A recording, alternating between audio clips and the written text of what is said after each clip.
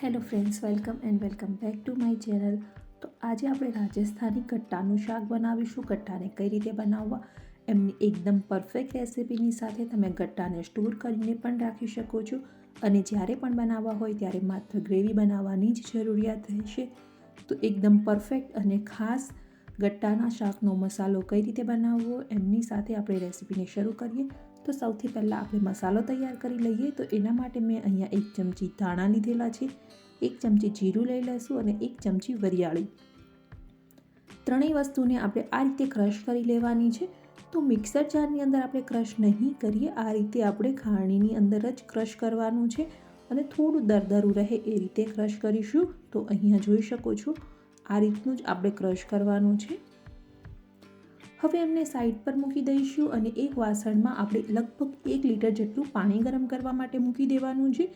તો જ્યારે પણ તમે ગટ્ટા બનાવો તો એ પહેલાં તમારે પાણી ગરમ કરવા માટે મૂકી દેવાનું છે. તો જેનાથી આપણું પાણી છે એ બોઇલ થશે, ત્યાં સુધીમાં આપણા ગટ્ટા પણ તૈયાર થઈ જશે. તો 1 કપ મેં અહીંયા ચણાનો લોટ લીધેલો છે. હવે જે મસાલો તૈયાર કરેલો છે એ મસાલો એડ કરી દઈશું, લગભગ 1 ચમચી જેટલો. ત્યારબાદ મીઠું એડ કરી દઈશું સ્વાદ અનુસાર, અડધી નાની ચમચી જેટલી હળદર, 1/4 ટીસ્પૂન જેટલી હિંગ, 1 ચમચી કશ્મીરી લાલ મરચું અને કસૂરી મેથી.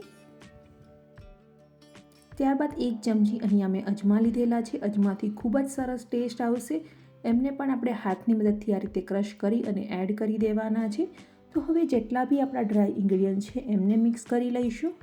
ગટ્ટાને એકદમ સોફ્ટ બનાવવા માટે અહીંયા એક ખાસ વસ્તુ આપણે એડ કરવાની છે. તો 1 ચમચી આપણે તેલ એડ કરીશું અને 1 ચમચી ઘી એડ કરીશું. સાથે 1 ચમચી દહીં એડ કરવાનું છે. દહીં એડ કરવાથી આપણા ગટ્ટા છે એકદમ સોફ્ટ પણ થશે અને ટેસ્ટ પણ ખૂબ જ સરસ આવશે. હવે બધી જ વસ્તુઓ એડ કરી અને થોડું પાણી એડ કરતા જઈ અને ડો તૈયાર કરી લેવાનો છે. તો આપણે એકદમ ઢીલો ડો અહીંયા નથી તૈયાર કરવાનો, માપસરનો જ ડો તૈયાર કરીશું. ચણાનો લોટ છે એ હાથ જોડે ખૂબ જ ચીપકશે, એટલા માટે તમારે થોડું પાણી એડ કરવાનું છે, વધારે નથી કરવાનું. અને ત્યારબાદ થોડું તેલ એડ કરશો જેનાથી લોટ છે એ ચીપકશે નહીં. હવે આપણે આ રીતે પ્લેટફોર્મ પર છે લોટને લઈ લઈશું અને એકદમ સરસ રીતે મસળી લેવાનો છે. તો લગભગ મેં અહીંયા 6 થી 7 મિનિટ સુધી લોટને મસળેલો છે. તો ક્યાં સુધી આપણે લોટને મસળીશું કે જ્યાં સુધી આપણો લોટ છે એકદમ લીસો ના થઈ જાય. તો આ રીતે આપણે હાથની મદદથી સિલિન્ડરનો શેપ આપતા જઈશું અને અહીંયા તમે જોઈ શકો છો કે આપણો જે લોટ છે એકદમ સરસ લીસો થઈ ગયો છે. હવે આપણે એમને 3 પાર્ટમાં ડિવાઈડ કરી દઈશું.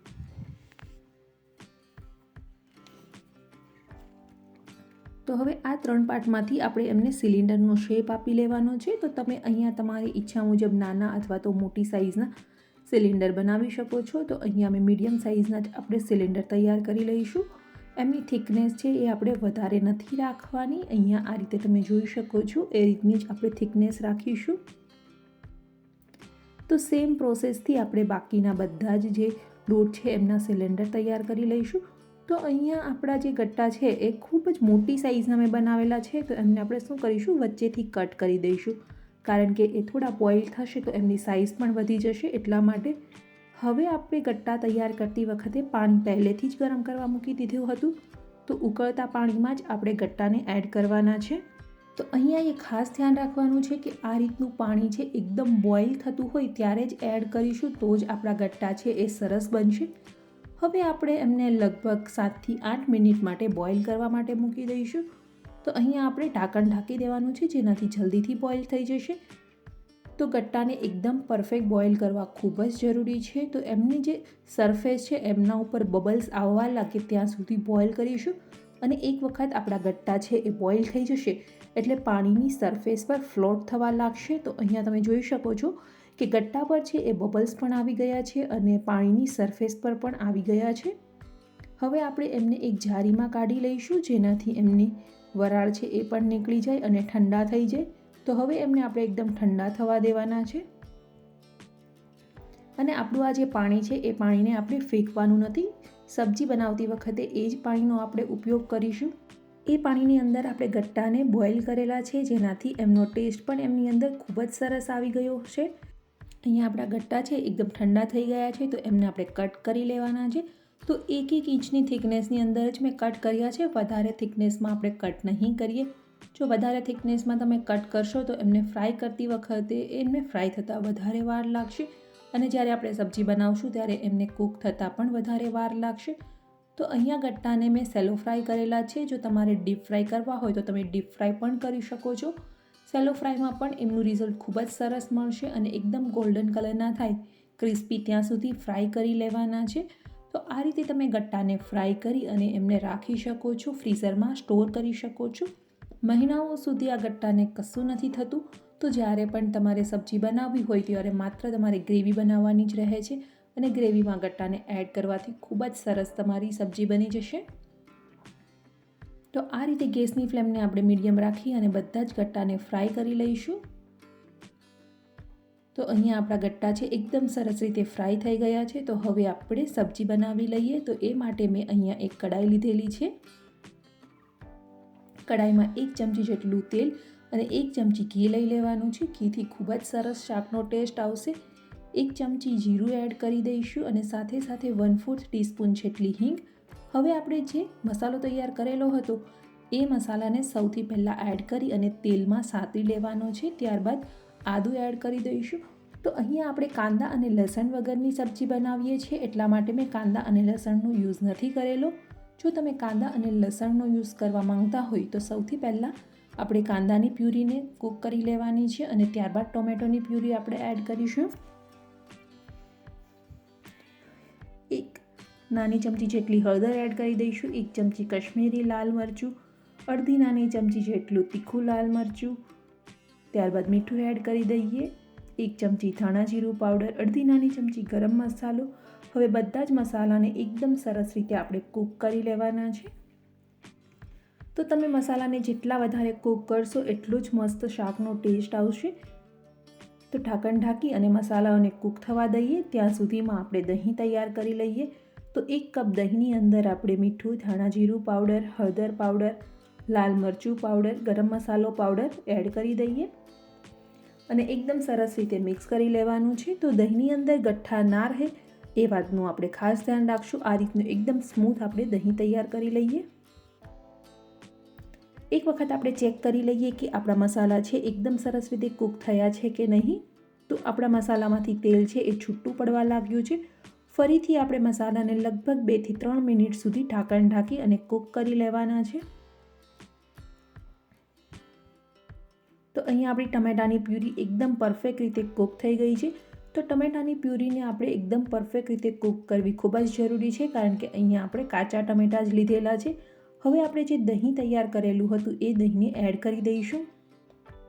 તો દહીંને એડ કરી દહીંને પણ આપણે એકદમ સરસ રીતે કૂક કરવાનું છે. દહીં કાચું ના રહે એ વાતનું ખાસ ધ્યાન રાખીશું. તો દહીં એડ કરી અને ફરીથી બધા જ મસાલાઓને આપણે લગભગ 6 થી 7 મિનિટ સુધી ફરીથી કૂક કરી લઈએ. તો જ્યાં સુધી આપણે ગ્રેવી છે એમાંથી તેલ છૂટું ના પડે ત્યાં સુધી કૂક કરવાની છે. તો અહીંયા આપણી ગ્રેવીમાંથી એકદમ સરસ રીતે તેલ છૂટું પડી ગયું છે, તમે જોઈ શકો છો. જો આ સ્ટેજ પર તમને એવું લાગે કે તમારી ગ્રેવી છે એ ખૂબ જ ઘટ થઈ ગઈ છે તો તમે થોડું પાણી એડ કરી શકો છો. તો અહીંયા પાણીની બિલકુલ જરૂર નથી એટલા માટે મેં પાણી એડ નથી કરેલું. હવે તેલ છૂટું પડવા લાગ્યું છે એટલે આપણે જે ગટ્ટાને બોઇલ કરેલા હતા એ પાણી એડ કરવાનું છે. તો અહીંયા 3 ચમચા જેટલું પાણી એડ કરી દઈશું.